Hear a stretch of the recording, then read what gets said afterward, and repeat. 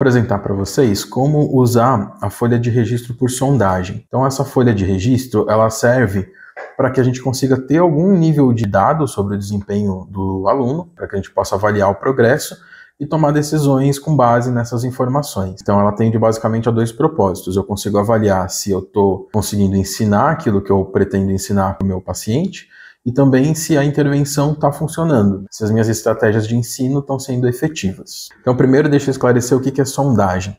A sondagem, nesse caso, é uma avaliação do desempenho do aluno naquele momento. Se você só tiver uma sondagem na semana, é pouca coisa, mas se você fizer toda a sessão, todos os dias, com o tempo você vai ter dado suficiente para ter uma amostra significativa do desempenho.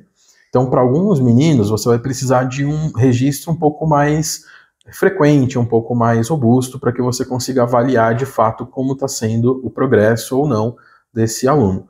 Mas, de modo geral, se você vai trabalhar dentro de um ensino naturalístico, usando estratégias com um nível de suporte do menos para o mais, então do menos intrusivo para o mais intrusivo, essa folha costuma atender bem, porque a cada sessão você vai avaliar o quanto que esse aluno progrediu de uma sessão para outra, de um dia para o outro, ou de uma semana para outra. Mas no caso dessa folha tem uma particularidade, a gente não vai fazer aquilo que é conhecido como sondagem fria, quando você avalia o desempenho sem dar nenhuma dica, nenhum tipo de ajuda. Você primeiro vai dar uma oportunidade de resposta independente e depois vai começar a dar ajuda do menos para o mais, como se fosse uma escadinha, para que você consiga registrar o nível de suporte que o aluno está precisando naquele momento. Então a ideia é, se ele não consegue fazer independente, você dá uma dica mínima, né? Um lembrete, um gesto, você pode falar alguma coisa que sirva como uma pista para que ele lembre do que ele tem que fazer ou da resposta, ou então você pode dar uma ajuda parcial, você pode ajudar a fazer parte da tarefa ou da ação que você está exigindo, ou então você dá uma ajuda total, né? Você ajuda do início ao fim para que o seu aluno consiga concluir ou executar aquela resposta que você quer que ele execute.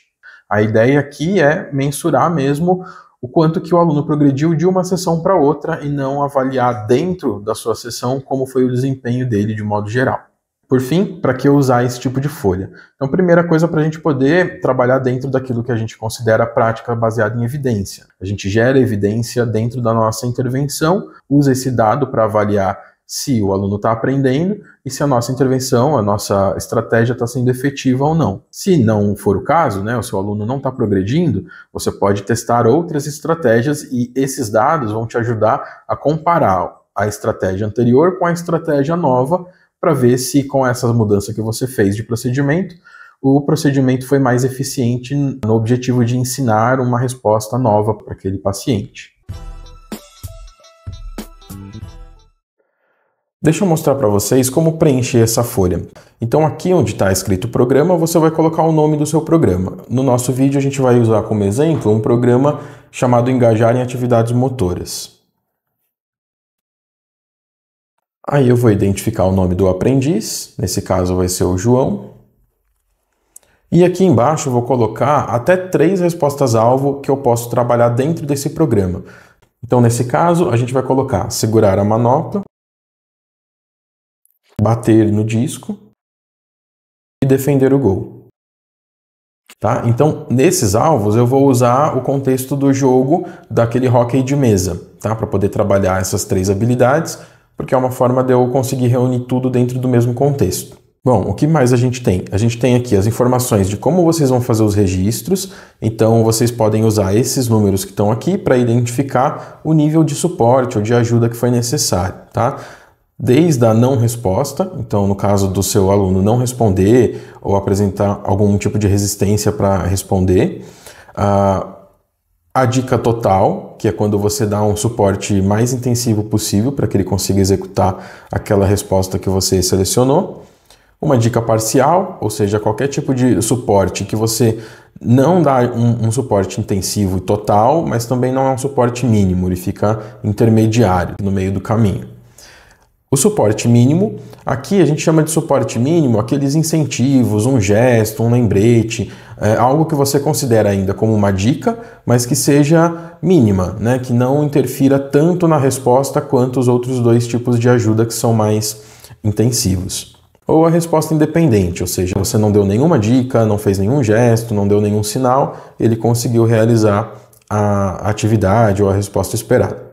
Aqui eu coloquei algumas instruções para ajudar vocês a perceberem o melhor momento para fazer a sondagem. Pensando então que você só vai ter uma oportunidade para fazer esse registro, o ideal é que você crie condições para que você possa avaliar o desempenho desse aluno com o mínimo de influências negativas possível. Então imagina que você vai fazer uma prova e naquele dia você está numa sala com muito barulho, ou você está com muita dor de cabeça, ou tem muitas coisas acontecendo ao seu redor e você não consegue focar naquilo que você está fazendo. Então provavelmente o seu desempenho vai ser um pouco pior do que poderia ser se você estivesse dentro de uma sala silenciosa, com as pessoas sem estarem fazendo outras coisas, não ter nenhuma distração ali naquele momento. Antes de você fazer uma sondagem, você precisa garantir algumas coisas. Primeiro, que o seu aluno está apresentando um comportamento estável, adequado, ele não precisa estar no melhor momento do dia, mas que ele não esteja tendo problemas de comportamento, que ele não esteja tentando fugir da sala ou tentando pegar brinquedos em momentos que ele não pode.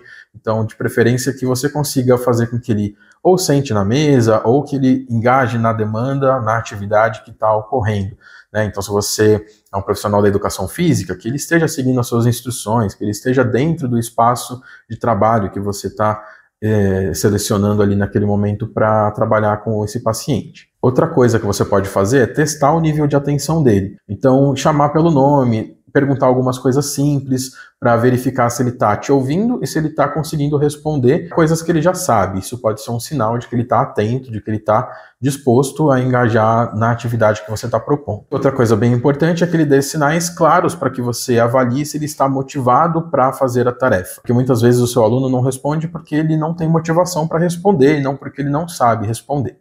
Então, verifica se ele ainda está interessado naquele brinquedo ou naquela atividade que você está propondo antes de iniciar a oportunidade de sondagem, né, de sonda, para você garantir essas questões, né, garantir que ele está em um momento adequado, dentro de um contexto propício para que você avalie o comportamento dele naquela situação.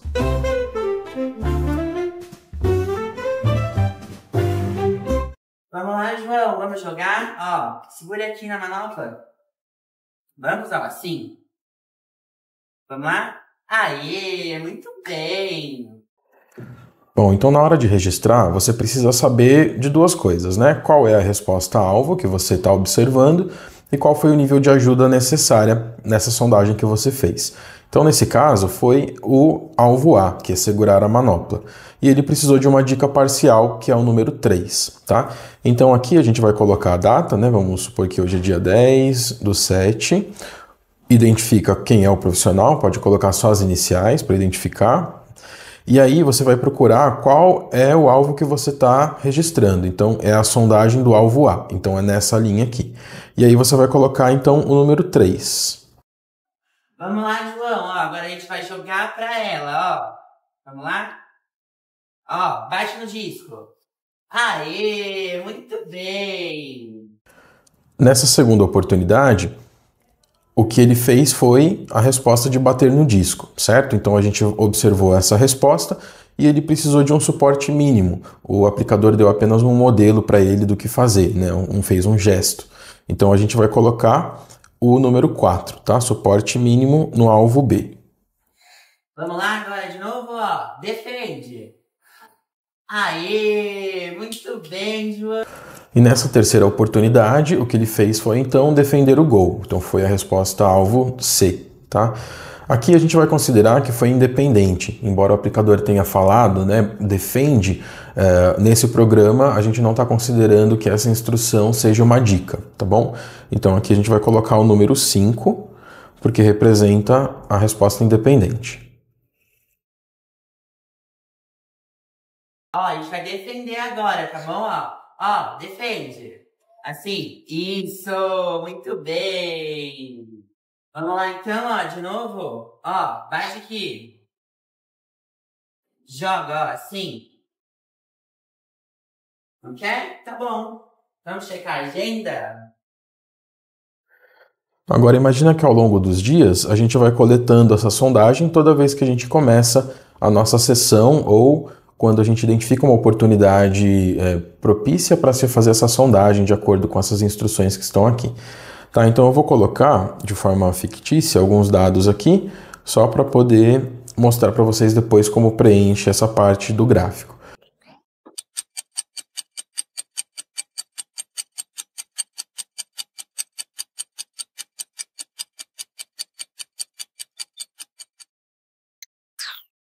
Agora eu vou mostrar para vocês como vocês podem usar então esse recurso que tem aqui embaixo, que é para gerar o gráfico. Então para isso, o que a gente vai fazer? A gente vai separar 3 cores. Então eu peguei 3 cores diferentes aqui e eu vou escolher uma cor para cada. Então o A vai ser o vermelho, eu vou anotar aqui do lado só para lembrar.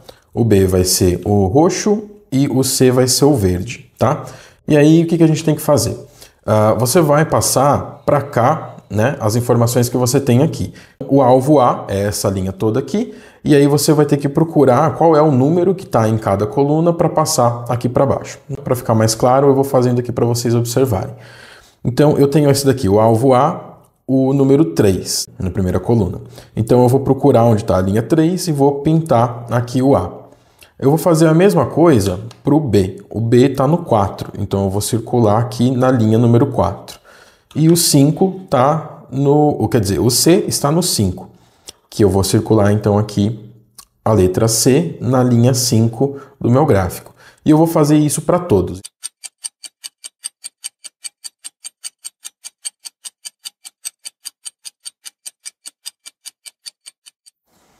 Pronto, depois que a gente já pintou todas as bolinhas, faz com bastante cuidado para você não errar, a gente vai só ligar os pontos para poder fazer as linhas do nosso gráfico.